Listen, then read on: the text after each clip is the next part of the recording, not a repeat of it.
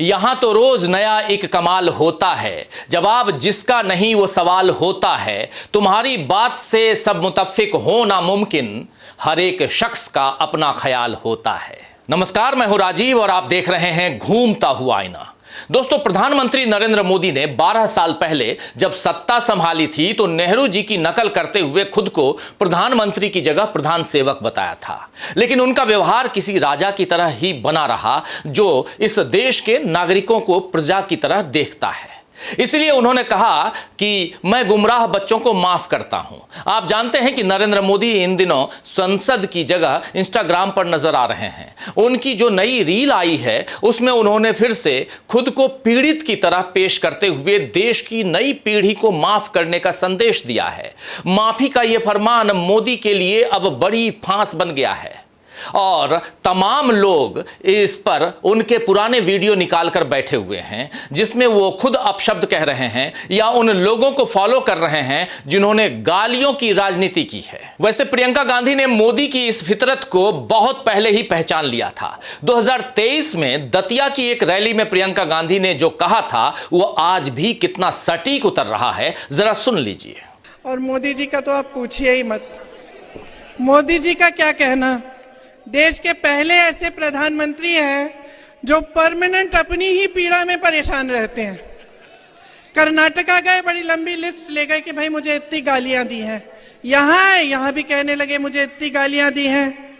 रोते ही रहते हैं। लगता है आपने वो सलमान खान की पिक्चर देखी है, तेरे नाम। उसमें सलमान खान शुरू से अंत तक रोते ही रहते हैं।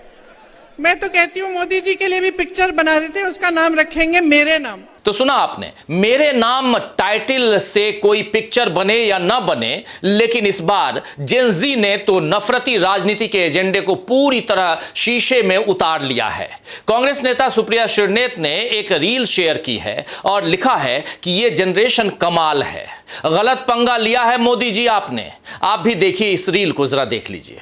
मोगली तुम पढ़े लिखे युवाओं को बेरोजगार रखो, मूर्ख तुम्हारे साथ हैं। मोगली तुम रेलवे बेच दो, एयरपोर्ट बेच दो, मूर्ख तुम्हारे साथ हैं। मोगली तुम गैस पेट्रोल दूध सब महंगा कर दो, मूर्ख तुम्हारे साथ हैं। मोगली तुम पेपर लीक करवा दो, मूर्ख तुम्हारे साथ हैं। मोगली तुम सवाल पूछने वालों को देशद्रोही घोषित कर दो, मूर्ख तुम्हारे साथ हैं। मोगली तुम कैमरे के सामने से भाग जाओ, मूर्ख तुम्हारे साथ हैं। मोगली तुम जनता को धर्म में उलझा के रखो, मूर्ख तुम्हारे साथ हैं। ऐसे एक नहीं बल्कि हजारों रील्स और मीम्स इस समय सोशल मीडिया पर वायरल हैं। अगर बीजेपी को लगता है कि वो दमनकारी हथकंडे यानी पुलिस का डर दिखाकर, अदालतों के चक्कर लगवाकर इन युवाओं को डराएगी, तो वो खुद को ही अंधेरे में रख रही है।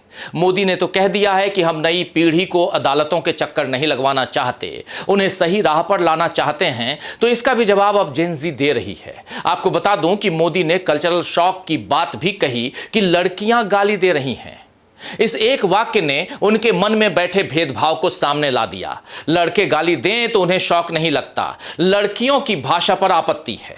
और सबसे पहली बात तो यही है कि मुद्दा गाली होना चाहिए या पेपर लीक और शिक्षा व्यवस्था में हुए खिलवाड़ का होना चाहिए। क्या होना चाहिए, नरेंद्र मोदी बताएं। जंतर मंतर पर आंदोलन क्यों खड़ा हुआ है? लाखों लोग क्यों चंद दिनों में एक ही मकसद के लिए जुट गए? किस लिए निहत्थी जनता ने बिना संसाधनों के सरकार के सामने प्रतिरोध करना शुरू किया? क्यों पुलिस के अत्याचार को हंसते हंसते मुस्कुराते मुस्कुराते सह लिया? लेकिन अपने मकसद से पीछे लोग नहीं हटे। जिन युवाओं और बच्चों को अब तक गैर जिम्मेदार और अपने ही मोबाइल में गुम मानकर पिछली पीढ़ी के लोग डांटते फटकारते रहते थे, उन लोगों ने कैसे देश को आंदोलन करने की एकदम नई राह दिखा दी। इन सारे सवालों को गालियों के मुद्दे से दबाने की कोशिश मोदी सरकार कर रही है। न संसद में और न ही सड़क पर सरकार तरीके से काम करती दिख रही है। इसका एक ही मतलब है कि सियासत और सत्ता की महाभारत में प्रधानमंत्री नरेंद्र मोदी बड़ी तेजी से पिछड़ते जा रहे हैं। तो आइए दोस्तों, आज आईने की नजर से पड़ताल करेंगे कि क्या मोदी को जेन-ज़ी से मिल गई है बड़ी टक्कर, और यह भी समझेंगे कि क्या गालियों को टॉनिक में बदलने वाली राजनीति में फेल हो गए हैं नरेंद्र मोदी। पिछले 10 दिनों में पीएम मोदी ने 5 रील्स बनाकर खुद को जेन-ज़ी से कनेक्ट करने की कोशिश की। 20 जुलाई को जंतर मंतर पर जब पुलिस ने लाठीचार्ज किया, आंसू गैस के गोले छोड़े, पैलेट गन से लोगों को घायल किया, तो इस दमन से डरने की बजाय लोगों ने और हिम्मत दिखाकर आंदोलन तेज किया। दिल्ली के साथ साथ देश के बाकी हिस्सों में देखते देखते बड़ा आंदोलन खड़ा हो गया और इसमें जेन ज़ी सूत्रधार की भूमिका में रही। उसका अहम हथियार था सोशल मीडिया, जिसके जरिए न केवल खबरें इधर से उधर पहुंच रही थीं, बल्कि सरकार को घेरने के लिए व्यंग से भरे वीडियो यानी मीम्स और रील्स बन गए। इनके दर्शक पूरी दुनिया में थे। विश्व गुरु बनने चले नरेंद्र मोदी अपने ही देश में किस तरह कैरिकेचर में ढाल दिए गए, ये सबने देखा। इसका जवाब देने के लिए मोदी ने भी रील बनाई। पहली रील 23 जुलाई को रात 12 बजने में 8 मिनट कम पर यानी 11:52 पर आई। मोदी इतना तो जानते हैं कि आज के बच्चे रात 9-10 बजे सोकर सुबह 4 बजे उठने वालों में से नहीं हैं। ये सोने या जगने के लिए दिन रात के मोहताज नहीं हैं। जब इनका मन करता है सोते हैं, जब मन करता है रात भर जगकर काम करते हैं। खैर, मोदी ने रात को रील बनाई, हेलो फ्रेंड्स कहकर नीट पेपर लीक पर सरकार ने क्या क्या किया ये सब बताया। लेकिन इस रील में अपने कैमरा एंगल पर मोदी खूब फंसे। फिर दूसरी रील उन्होंने 24 जुलाई की रात को बनाई। इस बार पहली रील पर मिले भारी रिस्पांस और सुझावों के लिए युवाओं का आभार जताया, जबकि हकीकत यह है कि 23 तारीख वाली रील पर उनका मजाक ज्यादा बना। खैर, 26 जुलाई को एक और रील मोदी की आई। इस बार वो खड़े होकर बोल रहे थे। उन्होंने बताया कि नंदन नीलेकणी अब परीक्षा सुधार का काम करेंगे, सब कुछ हाईटेक होगा। लेकिन पिछली दोनों रील्स की तरह इस बार भी जेन ज़ी ने उनसे कनेक्ट करने से इनकार किया। इसके बाद उन्होंने एक रील और बनाई जिसमें उन्होंने बताया कि किस तरह हमने संसद में एंटी पेपर लीक बिल को पास कर दिया है। और आखिर में चौथी रील भी नरेंद्र मोदी की शुक्रवार रात को आ गई, जिसमें उन्होंने अपने लिए कहे अपशब्दों पर बात कही और साथ ही मैं माफ करता हूं जैसा राजशाही फरमान सुनाया। तो मोदी ने हर बात को अपने इर्द गिर्द बना लेने का जो रवैया अपनाया है, वह इस 5वीं रील में साफ नजर आया। उन्हें जनता से कोई मतलब ही नहीं दिखता है कि वो किस हाल में है। इसीलिए राहुल गांधी ने लिखा है, क्या कुछ लिखा है ये जरा देखिए। राहुल गांधी लिख रहे हैं कि अपने बच्चों को खोने वाले माता पिता के आंसू, उनका बिलखना, इससे बड़ा कोई दुख नहीं होता। ये एक गम उनके साथ हमेशा जिंदा रहेगा और साथ रह जाते हैं इस टूटी और भ्रष्ट एजुकेशन सिस्टम के बारे में कई सवाल। पेपर लीक, रद्द परीक्षाएं, सालों की तैयारी एक पल में बर्बाद। हमारे छात्रों को सिस्टम में ईमानदारी से मेहनत करने के लिए कहा जाता है जो खुद बेईमान हैं, और उसके बाद भी प्रधानमंत्री की ये हिम्मत है कि वो छात्रों को माफ करने की बात करते हैं। क्या वो एक भी शोकाकुल परिवार से मिले जिन्होंने अपने बच्चे को खोया है, या उन लोगों से जिनकी जमा पूंजी, जिंदगी, वक्त और सपने सब पेपर लीक से छीन लिए गए? जवाब है नहीं। भारत के छात्रों को प्रधानमंत्री की क्षमा की जरूरत नहीं, मोदी जी को उनसे माफी मांगनी चाहिए। तो राहुल गांधी ने जो लिखा वही बात विपक्ष के कई नेताओं ने लिखी है। समाज भी उनसे सहमत है कि मोदी को देश से माफी मांगनी चाहिए, लेकिन माफी मांगना तो दूर, प्रधानमंत्री नरेंद्र मोदी ने उन परिवारों के लिए संवेदना के 2 शब्द नहीं कहे हैं जिनके बच्चों की जिंदगी पेपर लीक के कारण तबाह हो गई। और अब भी बीजेपी और उनके साथी वो संवेदनशीलता नहीं दिखा रहे हैं जो सत्ता पर बैठे लोगों को दिखानी चाहिए। नरेंद्र मोदी संसद में नहीं आ रहे हैं, लेकिन शनिवार को आंध्र प्रदेश के दौरे पर वो थे, जहां उनका ऐसा स्वागत हुआ मानो उनकी ताजपोशी हुई हो। राजाओं के दौर में जिस तरह स्वागत के लिए लड़कियों और महिलाओं से डांस करवाया जाता था, वैसे ही 13,000 लड़कियों का डांस मोदी के सामने करवाया गया, जिसमें लाखों करोड़ों रुपए खर्च किए होंगे। एक तरफ उन परिवारों में मातम पसरा है जिनके बच्चे पेपर लीक के कारण हताश होकर अपनी जान दे गए, और एक तरफ इस देश के प्रधानमंत्री हैं जिनके राग रंग खत्म ही नहीं हो रहे हैं। खैर, नरेंद्र मोदी की चाटुकारिता करने वालों की कोई कमी नहीं है। आंध्र प्रदेश के उप मुख्यमंत्री पवन कल्याण ने कहा कि अगर कोई मोदी सर के बारे में ऐसी बातें कहता है जो नहीं कहनी चाहिए, तो मेरी आंखों में आंसू आ गए। मुझे बहुत दुख हुआ। नई पीढ़ी को उनके संघर्षों के बारे में क्या पता। हमें उनसे ये कहना चाहिए कि अगर आपके खिलाफ कोई शब्द बोला जाता है तो ऐसा लगता है जैसे वो हमारे खिलाफ बोला गया हो। कमाल है कि महज 3 महीनों में कम से कम 22 बच्चों ने अपनी जिंदगी खत्म कर ली, क्योंकि नीट पेपर लीक के बाद उन्हें अपने जीवन में घोर अंधकार और हताशा का एहसास हुआ। इससे निकलने का उन्हें कोई रास्ता नहीं सूझा तो उन्होंने अपनी जान दे दी।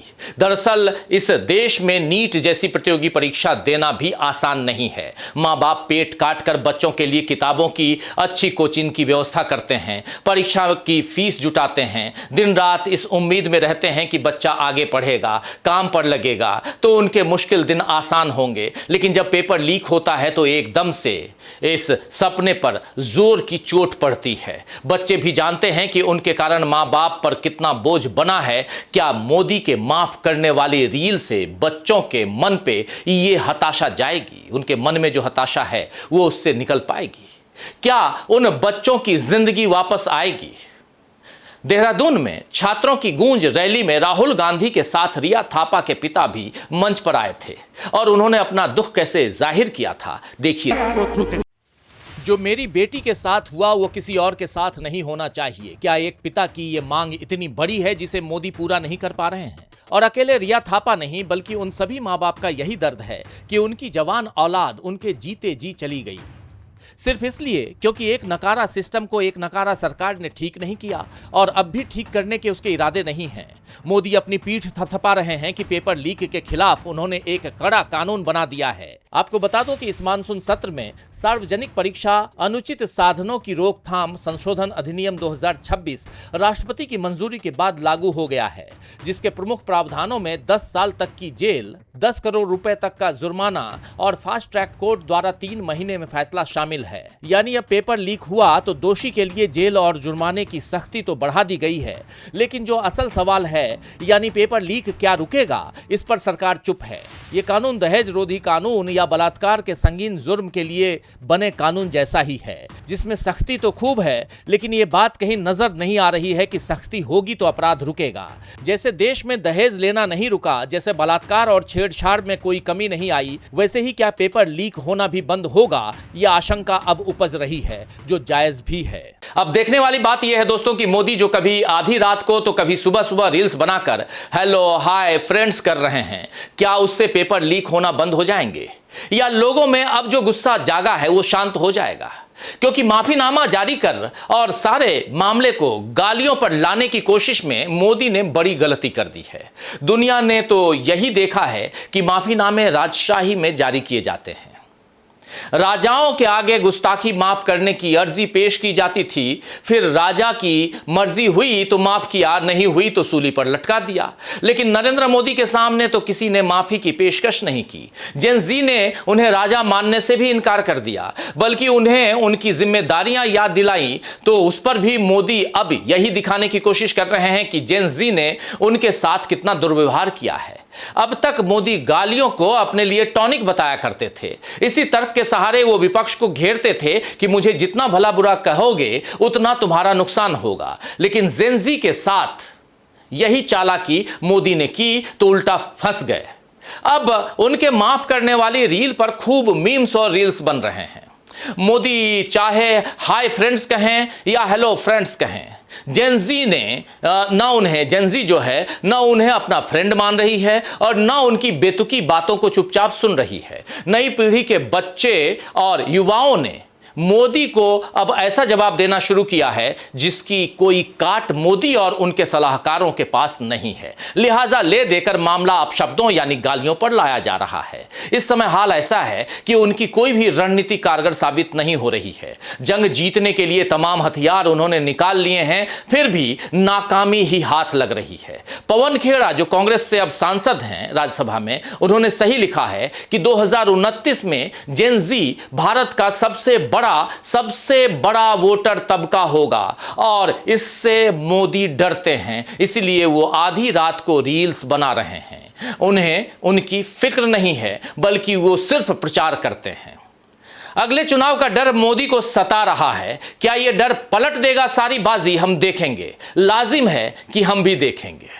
खैर, शायर असर फरीदी ने ठीक ही फरमाया है कि अमीर शहर को अब तक यही है खुशफहमी, अमीर शहर को अब तक यही है खुशफहमी, गरीबे शहर का माजी न हाल होता है। तो आज के लिए बस इतना ही, फिर मिलेंगे खबरों के नए आईने के साथ। तब तक देखते रहिए डीवी लाइव। नमस्कार।